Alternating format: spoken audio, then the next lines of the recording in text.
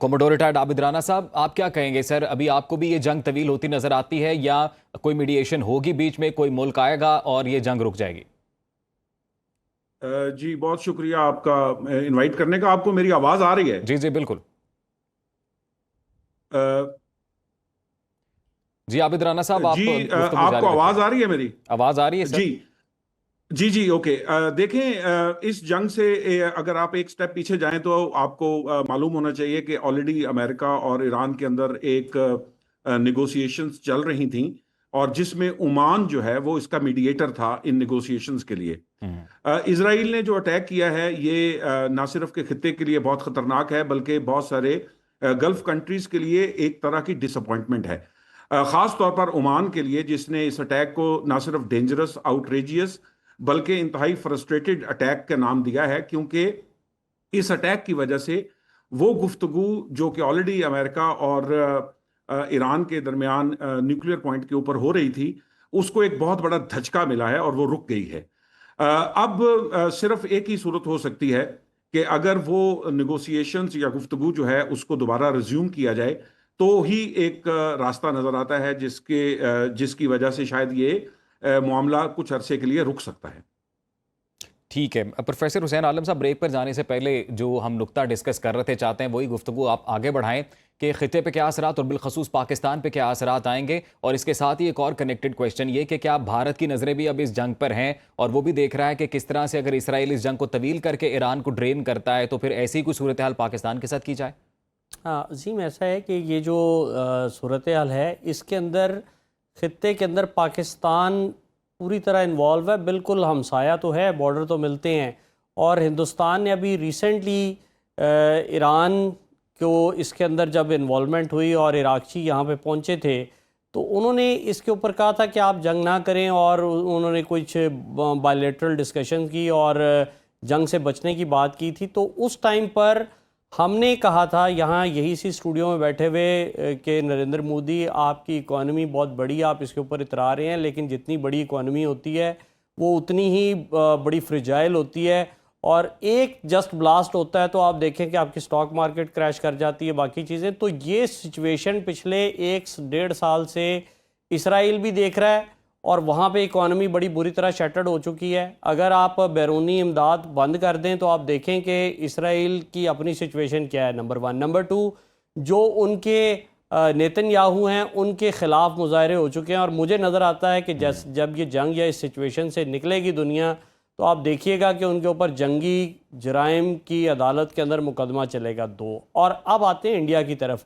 اگر انڈیا کا یہ خیال ہے کہ وہ پاکستان کو لمبے عرصے کے لیے دوبارہ کسی جگہ کے اوپر انگیج کر کے ڈرین کرے گا تو میرا نہیں خیال ایسا ہو سکے گا. اس کی وجہ یہ ہے کہ جنگیں تو اب ویسے ٹیکنالوجی کی ہو گئی ہیں، جتنی مرضی بڑی فوج رکھی ہو، آپ کی ٹیکنالوجی اور آپ کی سکلز جو ہیں وہ کاؤنٹ کرتی ہیں. تو پاکستان نے 3 گھنٹے کے اندر ناک آؤٹ کر دیا تھا، اور اگر یہ سمجھتے ہیں کہ اکانومی وائز ڈرین کریں گے، پاکستان کی اکانومی ویک ہے، بٹ اس کے باوجود آپ کی جو ملٹری مائٹ ہے یا جو آپ کی ٹیکنالوجی ہے وہ سپیریئر ہے. تو ہندوستان اس معاملے کے اندر پیچھے ہے. میرا نہیں خیال کہ ہندوستان دوبارہ کوئی ایسی حرکت کر کے اپنی اکانومی کی بربادی کرے گا، اور وہ اس کو سوٹ بھی نہیں کرتا. تو میں سمجھتا ہوں کہ اس سچویشن کو اس کے ساتھ نہ جوڑا جائے. ٹھیک ہے پروفیسر صاحب، ابھی جس طرح آپ نے بات کی ہے ٹیکنالوجی بیسڈ یہ جنگیں ہو رہی ہیں ابھی، یہی سوال ناصر علی خان صاحب سے میں کرنا چاہوں گا. ناصر علی خان صاحب، آپ کو کیا لگتا ہے جس طرح سے اسرائیل نے پہلے سے یہ اطلاعات آ رہی ہیں کہ یہ مہینوں پہلے سے آپریشن کا آغاز کیا، اور ایران کے اندر انہوں نے پورے بیس کیمپ بنا لیے، اور پھر اندر سے کچھ لوگوں نے ان کو ہیلپ آؤٹ کیا، ایران کے لیے کتنا خطرناک ہے؟ دیکھیے، ایک بات واضح ہے کہ اسرائیل نے ایران کے سیکیورٹی سٹرکچر کے اندر ان روڈز بنائی ہیں. ان کی یہ ایک طرح سے انٹیلیجنس فیلئر ہے ایران کا کہ صرف اس ایگزامپل کو نہ لیں. آپ اس سے پہلے بھی جب اسماعیل ہانیہ یا ان لوگوں کے قتل ہوئے تو ظاہر ہے کہ اس پوائنٹ آف ویو سے ایران کا ایک انٹیلیجنس فیلئر ہے. اس کے علاوہ اب سنا یہ ہے کہ ان کے موساد کے لوگ پہلے سے داخل ہو چکے تھے، اور کچھ جو اٹیکس ہوئے ہیں خاص طور سے جہاں لوگوں کو قتل کرنے کی کوشش کی گئی ہے یا قتل کیا ہے، اس میں انہوں نے واضح طور پہ ایک کلوز رینج ویپن کے ساتھ ایک اٹیک کیا ہے. تو اس میں تو کوئی شک نہیں ہے. جہاں تک ٹیکنالوجی کا تعلق ہے آپ ایران اور اسرائیل کو کمپیئر نہیں کر سکتے. صحیح. اسرائیل کو امریکہ 3-4 ارب ڈالر ملٹری اسسٹنس ہر سال دیتا ہے, اور مزے کی بات یہ ہے کہ اس اربوں ڈالر کے ساتھ جو ریسرچ وہاں پہ ہوتی ہے اس کے ملٹری ڈیولپمنٹ میں, ویپنز ڈیولپمنٹ میں, وہی ہتھیار اور وہی ٹیکنالوجیز وہ امریکنز کو واپس بیچتے ہیں. یعنی امریکن ٹیکس پیئر وہ ریسرچ فنڈ کر رہا ہے اور باقی واپس جا کے امریکن ٹیکس پیئر اس کی قیمت ادا کر رہا ہے. تو ٹیکنالوجیکلی تو یہ دونوں بہت کمپیئر, آپ ان کا مقابلہ نہیں کر سکتے. لیکن یہ یاد رکھیں کہ اسرائیل کا سائز جو ہے, جیسے وہ کہتا ہے نا نیو جرسی, آپ اگر جا کے چیک کریں کہ اسرائیل کا ٹوٹل ایریا جو ہے وہ گریٹر لاس اینجلس کے برابر ہے. تو یہ ایک بہت خطرناک گیم کھیل رہے ہیں, کیونکہ اگر امریکہ ان کا ساتھ نہیں دیتا ہے اور آس پاس جو ان کے لوگ, ان کے دشمن ہیں, ان کے خلاف کھڑا ہونا اسرائیل کے لیے ناممکن ہوگا. جہاں تک ایران کا تعلق ہے, ایران کی جسے ہم کہتے ہیں اسٹریٹجک ڈیپتھ. بریگیڈیئر صاحب کیا کہیں گے آپ, کہاں پر اب آپ کو عالمی طاقتوں کا کردار نظر آتا ہے اس ساری صورتحال میں؟ فی الحال تو عالمی طاقتیں خاموش ہیں, کیونکہ صرف کنڈمنیشن سے تو گزارا نہیں ہوگا. آپ کو ایسے پریکٹیکل اسٹیپس لینے پڑیں گے جہاں پہ آپ یہ انشور کریں کہ کم سے کم ایران کے اندر مزید تباہی جو ہے وہ رک سکے فرام اسرائیل. بیکاز آلریڈی اسرائیل جو ہے وہ جینوسائیڈ کر چکا ہے غازہ کے اندر, اور 1.5 لاکھ کے قریب فلسطینیز ہیں جن کو شہید کر دیا گیا. لیکن یہ ایک دیکھیے گا, فلسطینیز ابھی بھی لڑ رہے ہیں. تو ابھی اس امر کی ضرورت ہے کہ صرف اسٹیٹمنٹس کے علاوہ, آج ایک سیکورٹی کونسل کے اجلاس کے اندر پاکستان نے ریزولوشن تو پیش کی ہے, لیکن اس سے پہلے آپ کو پتہ ہے ICJ نے جو فیصلہ دیا تھا, اس نے کہا تھا نیتنیاہو جو ہے وہ وار کرائم کمٹ کیے ہیں, تو اس کو تو پھانسی چڑھنا چاہیے, وہ تو ایک کرمنل ہے. لیکن وہی وہ نیتنیاہو ہے جو جا کے ٹرمپ سے ملتا ہے اور ٹرمپ اس کو تھپکی دیتا ہے.